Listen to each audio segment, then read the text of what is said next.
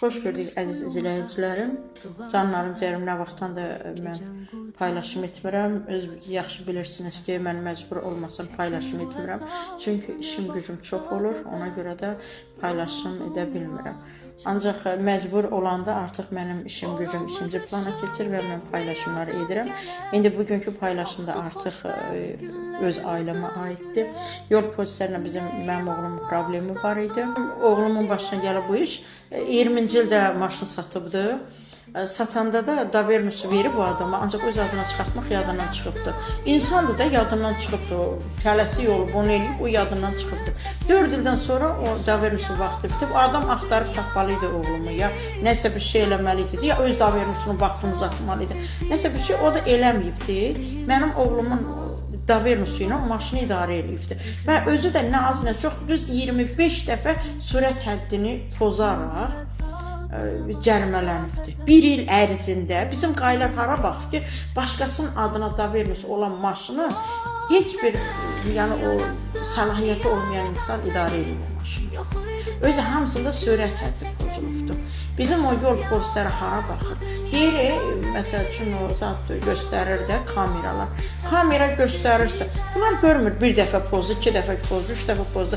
Bunu onun özünün ayrı maşını almışdı. O maşını 2 dəfə, inansız 2 dəfə deməli sürət həddidir, ya yol nişanı düzgün dömüyüb, dəqiq deyəlmərəm. Yəni xırda bir şeydir. 2 dəfə qanunu pozan kimi oğlumun maşına həbs qoydular və əlindən aldılar.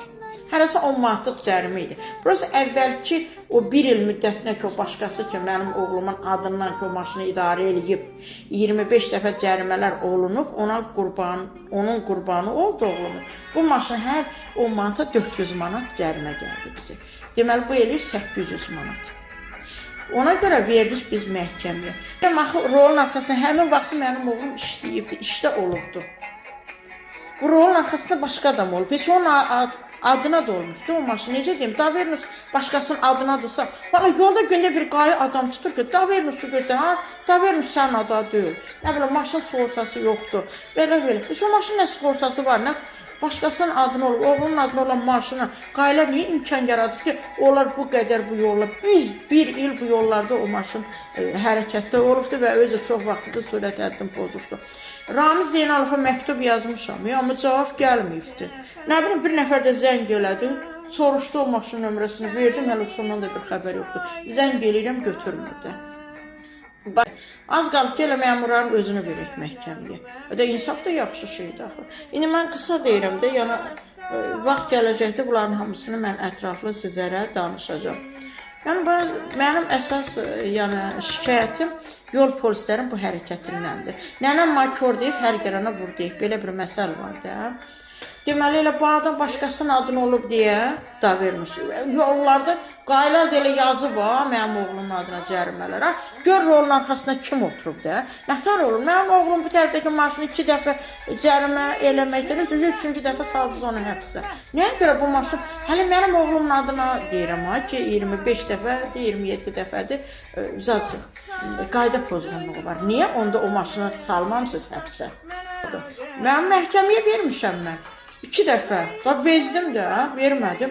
Təzələn bilmirəm ki, hara, yazır Ramiz Zeynalovun deyə bilmirəm. Prezidentə məktub yazmışam, bilmirəm hansıdır. Hələ heç kim heç nə demir, mənə təzələn məktub göndəriblər ki, o biri varmış ki, kişi arvadın əlindən bezib, gedib oğurluq eləyib ki, tutsunlar, salsınlar türməyə, canı qutarsın arvadın dığdığından. Təzələn polislər onun ayağına qandalıb, gətirib evə qoyublar ki, ev tustaqlığı.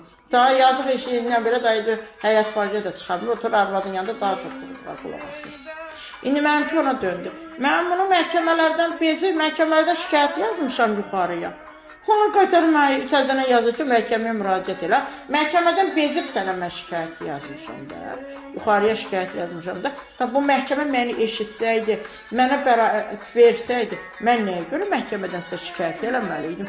İndi siz deyin, əziz izləyicilərim, canlarım, görün, bəlkə içinizdə bu başı çıxan adamlar var, qurbanınız olun da, vəkillərə də ağız açmıram.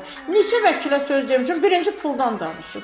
Pulu köçür sonra, deyirəm 100% həll edirsə, 99% həll eləməyə görə, mən nəyə görə o qədər pul töhməliyəm? 100% təminatını ver, keç qabağa, mənim işimə həll elə. Mən də sənin pulunu ödəyim də, canım cəhənnəm. Onu da quru şərə düşmüşəm. Əgər aranızda varsa, xahiş edirəm, bizə kömək edin. İndi bilirəm, bütün Allahın köməkliyinə bunlar yerinə yetməsə, prezidentin qəbuluna gedəcəm. Allah özü kömək olsun, başqa əlacım yoxdur. Ancaq gərək gedən prezidentə şikayət eləyəm ki, bu məmurlar mənim işimi düzəltsinlər. Prezidentə şikayət eləməsəm, məmurlar mənim işimi düzəltməyəcəkdir. Bir də deyir ki, məktub yazmışam, deyir, sən çətin məsələ, o qədər məktublar çatdırıb, deyir, prezident onun hamısına baxa bilir. Yəni, o qədər mi bu məmura xalqı sıxır ki, bu qədər məktublu, şikayət məktubları gedir yuxarıya və onu çatdırıb oxuya bilmirlər. Yenə deyirəm, vicdansız məmurlardan gedir söhbət. İndi mən vicdanlı məmurla hələ qarşılaşmamışam, yəni indilərdən gedir söhbət. İndi qarşılaşaramsa lap yaxşı, nə deyib, onu da mən sizə təqdim eləyərəm ki, halal olsun. Məsələn, filan məmurlar mənim işimi görmədilər, mənim məsəl üçün ziyanlıq verdi, ancaq sağ olsun filan məmur keçdi, mənim işimi həll elədi, onu da sizinlə paylaşaram. Hələ ki, indilərdə mən hansısa bir vicdanlı məmurla qarşılaşmamışam. Yenə deyirəm, o məmurların burnundan gəlsin ki, xalqın hesabına dolanırlar və xalqa da tapdıyırlar, xalqa da bəyənmirlər, xalqa da yuxarıdan aşağı baxırlar. Mən də həmin hakimlərin adını gələn paylaşımlarımda deyəcəm sizə. Hələlik sağ olun, sağlıqla qalın, yenə deyirəm, qulaq asıb, kiminsə əgər bu mənim danışdığımda təcrübəsi varsa, bacarırsa xahiş edirəm, mənim YouTube kanalıma yazıb qeyd eləsin, mən o insanın əlaqə saxlayacağım. Sağ olun, sağlıqla qalın. Sizinlə həmsöhbət oldu Fəza İsmailova. Yenə deyirəm, məcbur olmasa mən bu paylaşımı etməzdim. Ancaq məcburam. Sağ olun, sağlıqla qalın.